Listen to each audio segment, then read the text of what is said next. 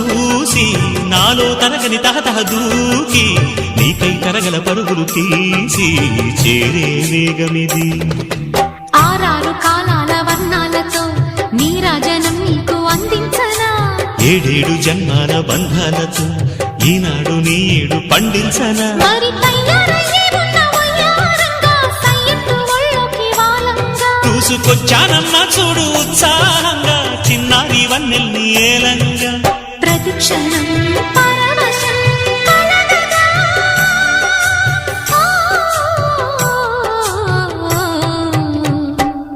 మనసా పలకవే